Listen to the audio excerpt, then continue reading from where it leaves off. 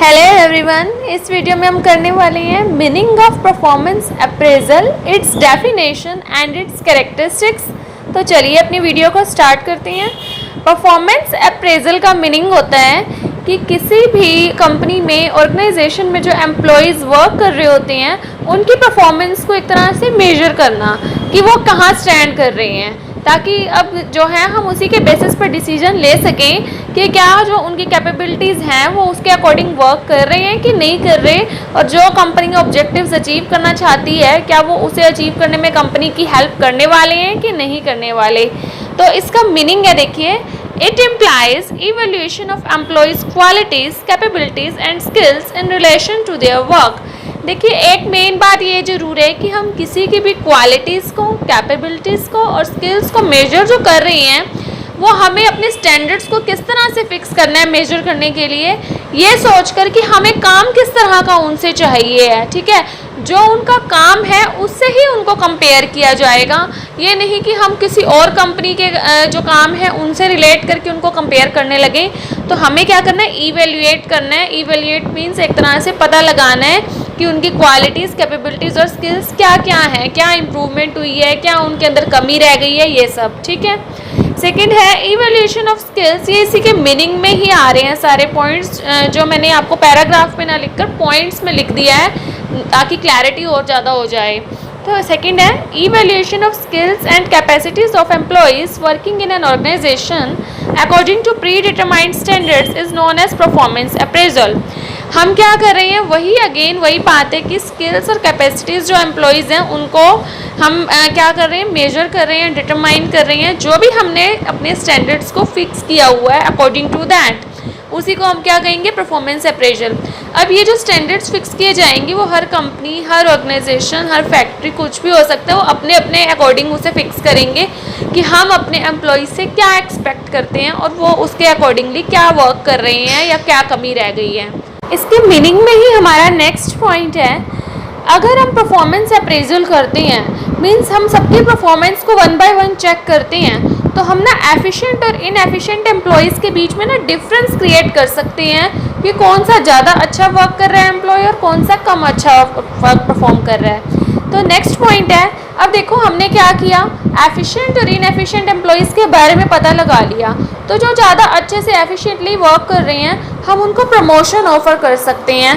ठीक है, हम ऑब्वियसली उन्हीं को ही किया जाएगा जो टारगेट्स को जो है ज़्यादा अच्छे से अचीव करवा रहे हैं। और कई बार ऐसा हो जाता है कि कुछ जो एम्प्लॉयज़ हैं ना वो बिल्कुल ही अच्छा वर्क नहीं कर रहे, तो हम उनको प्लेसमेंट जो हमने कर दी है पहले गलती से, उनको वहाँ से हटाकर किसी और डिपार्टमेंट में वर्क दिया जा सकता है जहाँ पर वो अच्छे से काम कर सकें अकॉर्डिंग टू देयर कैपेबिलिटी। ठीक है, फिर नेक्स्ट है, ये जो इस परफॉर्मेंस अप्रेजल का जो कंसेप्ट था वो सबसे पहले ये जो टेक्निक थी किसने यूज़ की, डॉक्टर वॉल्टर स्टॉक ने जो है वो फर्स्ट पर्सन थे जो जिन्होंने इस टेक्निक को यूज़ किया था। डॉक्टर वॉल्टर स्टॉक ने जो ये परफॉर्मेंस अप्रेजल की टेक्निक यूज़ की थी वो आर्म्ड फोर्सेस की पावर को चेक करने के लिए यूज़ की थी। तो ओवरऑल हम क्या कह सकते हैं कि ना ये किस तरह का प्रोसेस है जिसमें हम एम्प्लॉयज़ की कैपेबिलिटीज़ को इवेल्यूएट कर सकते हैं कंपेयर करके कि कौन बेटर परफॉर्म कर रहा है, कौन थोड़ा सा कम बेटर परफॉर्म कर रहा है, ये बिल्कुल ही अच्छा नहीं कर रहा, ये जो इसमें करने की कैपेबल ही नहीं है, तो उनको पहले ट्रेनिंग दी जानी चाहिए। तो ये सब चीज़ों की क्लैरिटी हमें परफॉर्मेंस अप्रेजल की हेल्प से आ जाती है। Now we have the definition of performance appraisal according to Dale S beach.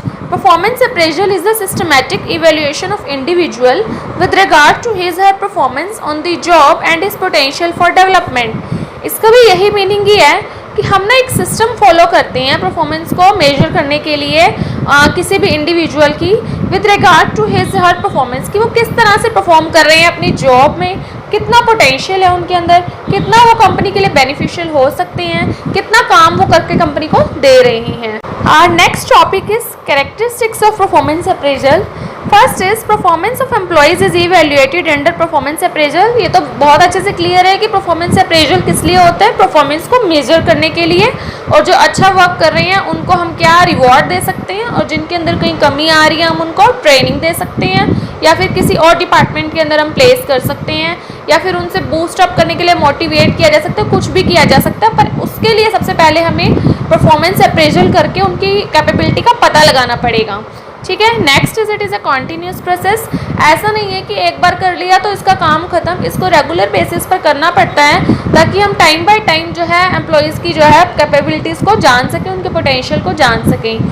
Third is it is an important process of evaluating the comparative abilities. हम कंपेयर भी कर सकते हैं बिटवीन टू एम्प्लॉयज़ जो सेम लेवल पे वर्क कर रहे होंगे कि कौन बेटर परफॉर्म कर रहा है। ये चीज़ का यूज़ हम तब करते हैं जब हमें प्रमोशन ऑफर करने होते हैं, रिवॉर्ड ऑफर करना होता है। Fourth is are it can be done बहुत in formal and informal manner. हम फॉर्मल और इनफॉर्मल मैनर दोनों में ही इसी का यूज़ कर सकते हैं, बट ज़्यादातर क्योंकि ये ऑर्गेनाइजेशन में बिजनेस में यूज़ किया जाएगा तो वहाँ पर फॉर्मल मैनर को ही यूज़ किया जाएगा, क्योंकि फॉर्मल करने से एक सिस्टम फॉलो हो जाता है और ऐसे किसी को कंप्लेंट भी नहीं होती है कि हमारी परफॉर्मेंस इस तरह से मेजर की या मेरी उसकी इस तरह से की। एक प्रॉपर क्राइटेरिया फॉलो करने से किसी तरह की बायसनेस होने की भी चांसेस नहीं होते।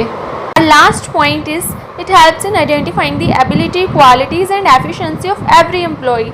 मीन्स ओवरऑल इससे हम हर किसी की एबिलिटी, क्वालिटी, एफिशिएंसी मतलब हम हर तरह से उस पर्सन का एक तरह से निचोड़ निकाल लेते हैं कि वो क्या कर सकता है, क्या उसके अंदर कैपेबिलिटीज़ हैं, क्या वो टारगेट्स अचीव कर सकता है। ओवरऑल पूरी की पूरी उसकी परफॉर्मेंस को मेजर कर लिया जाता है। तो ओवरऑल हम क्या कह सकते हैं कि परफॉर्मेंस अप्रेजल एक बहुत अच्छी टेक्निक है जो किसी भी एम्प्लॉई के जो पोटेंशियल को अंडरस्टैंड करने में हेल्प करती है। ठीक है, ये था हमारा meaning of performance appraisal, it's definition and it characteristics. I hope ये टॉपिक आपको क्लियर हुआ और ये वीडियो आपको अच्छी लगी हो, और अगर आपको ये वीडियो अच्छी लगी है तो please like, share, comment and subscribe the channel.